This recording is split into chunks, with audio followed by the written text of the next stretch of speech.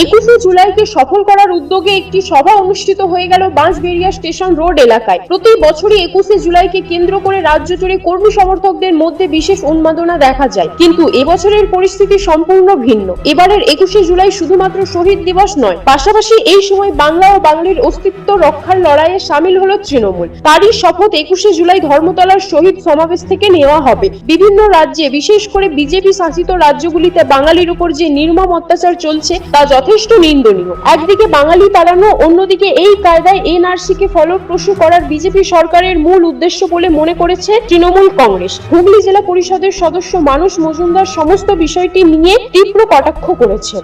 বিভিন্ন নির্বাচন যখন আসছিল, মানুষ ট্রেনে বাসে রাস্তাঘাটে সিপিএম এর বিরুদ্ধে কথা বলছে, কিন্তু ভোট যখন চলে আসছে, সেই ভোটে রামের ভোটে শ্যাম, শ্যামের ভোট রোহিত। সিপিএম এর যে কৌশল,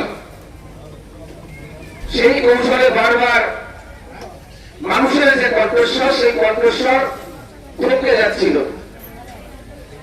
মমতা বন্দ্যোপাধ্যায় বুঝতে পারলেন যে ভোট দেওয়ার এমন একটা পদ্ধতি ভারতবর্ষের মানুষকে উপহার দিতে হবে, বিশেষ করে বাংলার মানুষকে উপহার দিতে হবে, যেখানে নিজের নিজের ভোট সুরক্ষিত থাকবে। আমার ভোট আমার বাইরে অন্য কেউ দিতে পারবে না। মমতা বন্দ্যোপাধ্যায় তখন no identity card no vote এই দাবিতে রাইটার্স অভিযানের ডাক দিলেন। এখানে বিভিন্ন বক্তা ইন্দ্রা থেকে শুরু করে সবাই কম বেশি বলেছে, সিপিএম এর বিরুদ্ধে বলছিল যে সিপিএম 34 বছর এই বাংলায় ক্ষমতা থাকাকালীন তারা কি করেছে, তারা বাংলার ভোটটাকে কিভাবে প্রহসনে পরিণত করেছিল। আমরা সেই সময় দেখেছি এই বাঁশবেড়িয়া চলবে না। আপনি হিন্দু জন্য নাগরিকত্ব আইন করেছেন, আপনি হিন্দু কিভাবে শনাক্ত করবেন সেটা আপনি করতে পারেন, কিন্তু আপনি হিন্দুদের কথা বলছেন, আবার হিন্দুদের নাগরিকত্ব দেওয়ার জন্য 9টা ডকুমেন্ট যোগ করে দিচ্ছেন, যেটা এই দেশে বসবাসরত হিন্দুরা দিতে পারবে না।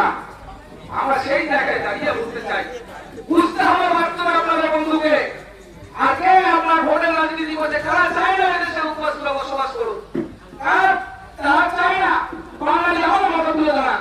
1947 সালে দেশটা ভাগ হয়েছিল, 1947 সালে দেশটা ভাগ হয়েছিল মুসলিম লীগের অবশ্যই দেশ ভাগের জন্য বড় দাবি ছিল যে আলাদা দেশ দিতে হবে মুসলিমদের জন্য, কিন্তু সেই দায় থেকে কোন অংশে কংগ্রেস মুক্ত হতে পারে না, বা সেই সময় মার্ক্সবাদী কমিউনিস্ট পার্টি বা সেই সময় শ্যামা প্রসাদ মুখার্জি যে দল, সেই দল দেশ ভাগের কলঙ্ক থেকে মুক্ত হতে পারে না।